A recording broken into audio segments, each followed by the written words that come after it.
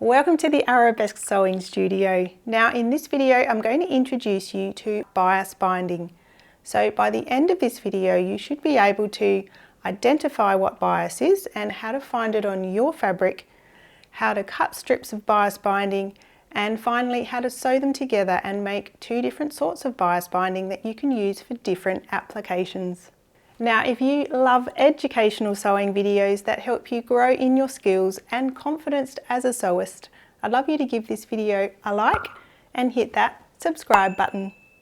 So being able to make bias binding is such a great skill to have because you can make any print and any width that you need to perfectly match your project, and you're not reliant on just what you can find at the shops. Now, all the supplies that I'll be using are linked in the description below. So if you would like to make some bias binding along with me, grab your supplies and we'll get started. So if you're new to working with bias, I thought I'd begin with a short introduction on what bias is. So I'm sure many of you have seen a weaving loom where threads are being woven together to make cloth, and this particular cotton cloth has been made on one of these looms. So on each side of the loom they will have an edge that doesn't fray, and this is known as the selve edge. And all the threads that run parallel to this edge, so all of the threads running in this direction, are known as the grain of the fabric. So here's my selve edge here, and if I had the full width of fabric I would have another selve edge on this side. Now all of the threads that run at 90 degrees to the selve edge are known as the cross grain. So one good little test you can try on your own fabric just to see which direction you have your fabric running is to stretch at the top and the bottom. Now this is the grain of my fabric, and when I stretch this you'll find there's very little stretch. There's a lot of resistance here. Now when I stretch from selve edge to selve edge, there's a bit more stretch in this direction on the cross grain. Now if we pull on the diagonal corners here, on either side of these, you will see there is a huge amount of stretch, and this is what's known as the bias. It runs at 45 degrees to the grain and the cross grain. So the properties of bias and the fact that it can stretch like this mean you can use it for a wide range of applications. So what we're going to make today is bias binding, which is where we're going to cut strips of fabric on the bias, and then we'll be using this later on to bind some sewing projects. So it's very important before you start to press your fabric and get all the creases out. And this just removes any little lumps and bumps that might just throw any of your cuts off and mean that you're getting inaccurate cuts. The second thing we need to do after it's all pressed is to square up all the edges, and today I want to start with a square piece of fabric. So I have a metric fat quarter here, which means that it might be a little bit larger than the one you have. I'm going to cut this down to 19 inches square, and if you have an imperial fat quarter you will probably cut yours down to about 18 inches. But just measure your piece of fabric and cut it down to the largest square that you can.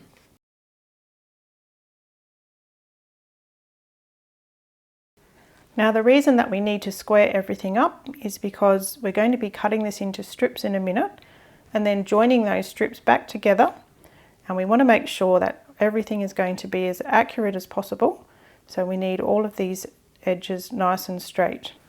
So now we want to make a diagonal cut on the bias from corner to corner, and you might find if you've got a ruler like me that it's not actually long enough to meet from corner to corner. So the way we can get around this is to fold this on the diagonal, so either diagonal is fine. So fold this so that you're going to make the points meeting and then a nice long edge at the bottom here. I'm going to line up this folded edge on the bottom of my mat here, making sure it's nice and straight. So then I'm going to slice this from the fold up to the point in half, and this will give me my diagonal cut. So now I'm going to open out this right hand piece, and I'm going to make this long fold open out on the bottom here and the peak of the triangle at the top. Then I'm going to open out this left-hand triangle, and I'm going to turn this so that the long side of the triangle is at the top and the peak of the triangle is at the bottom. So then we're going to sew this join here and sew this piece back together. So take your right hand piece and flip it so it's right sides together, and just maneuver these edges here. Just going to turn all this around now, and we want to overlap these little triangle points at either end by 1/4 inch. Now you don't have to do this seam at 1/4 inch, but 1/4 inch is the smallest that you can go for a safe, secure join. Any larger than this and you're actually going to be ending up with less strips of bias binding, because that seam allowance will be eating into the amount that you'll be able to cut. So just put some pins along here.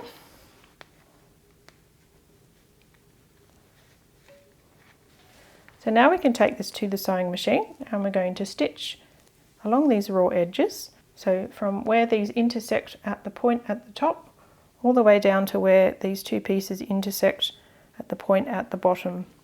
And you're going to make sure to back stitch at the beginning and the end.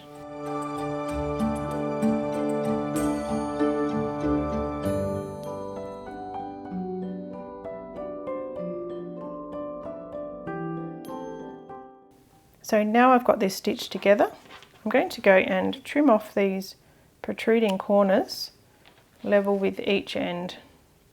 So then while this is still flat, you're going to press this seam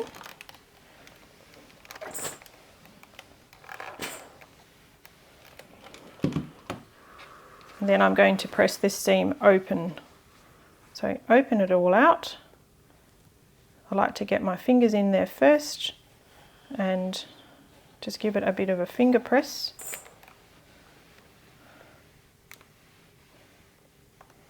So now we have this rather long and awkward looking piece of fabric, and we're going to be using this to cut strips from. So to make this a usable piece, we're going to take the left hand corner here and fold this up and line this up with the edge of the seam at the other end.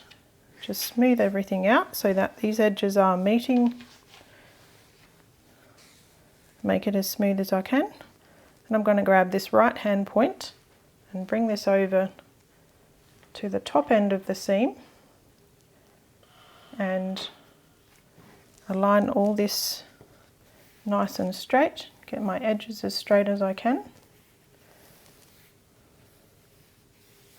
So just take your time here to get everything nice and smooth.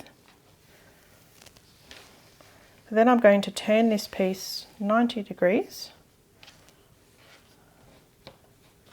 And then I'm going to fold the bottom fold up to the top and align these folds, trying hard not to move anything. So now I'm going to just trim off a straight edge here. So we did start with everything nice and level, but because we've been manipulating and pulling on the fabric, this will have thrown things out just a little bit. So I'm just going to trim off a very small amount here, just to give myself a straight edge to cut all the other pieces from. So then you're going to flip this around the other way. Now this side, so this is all probably going to be reversed for you if you're right-handed. This side is now going to be my cutting line to measure all my strips from. So I'm going to start with a nice narrow strip of 1 inch. Now I'll be setting this aside and we're going to make some single fold binding out of this a little bit later. So now I'm going to go ahead and cut this remaining piece up into 2 1/4 inch width strips, which is just a great length for binding a whole range of projects. So now you have these strips all cut up, we're going to go ahead and sew these back together. So take the first 2 strips and open them out.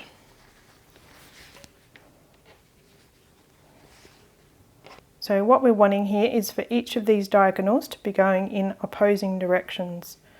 So make sure that your pieces look like this. So then you're going to take your right hand piece and flip it over so that it's right sides together with the left hand piece, and overlap these little triangles so that you're going to have 1/4 inch seam allowance. Just pop a couple of pins in here. Now I'm going to go and pin the next piece onto the other end. So open it out. So flip the right hand piece over, right sides together, overlap them 1/4 inch and pin this in place. So then you're going to go ahead and pin the rest of your pieces until all your strips are pinned together. So now I'm going to take these pinned strips to the sewing machine, and I'm going to stitch from point to point, back stitching at the beginning and end. Now I can actually chain piece this whole piece without cutting my thread. So once I get to the end and I've back stitched, I'm just going to keep stitching, and then I will feed the next join here directly into the base of the needle, using that V as my starting point, and back stitch and follow along till the other side, and then just continue until I have all my pieces joined, and then at the end we can just come back and snip all those joins apart.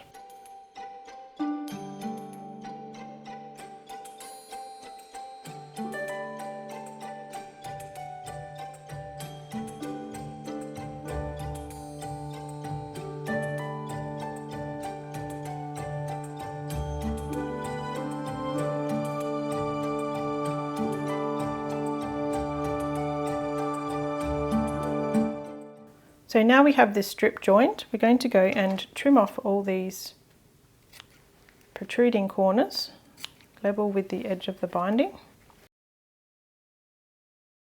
And once again, we're going to press all of these joins open.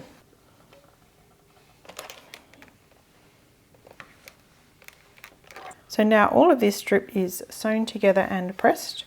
Now I'm going to take this and turn it into single fold binding. So to do this, we're going to begin by pressing the whole thing in half along the length of the binding. So as you do this, you want to make sure that you're not stretching it and that you're keeping these raw edges nicely aligned.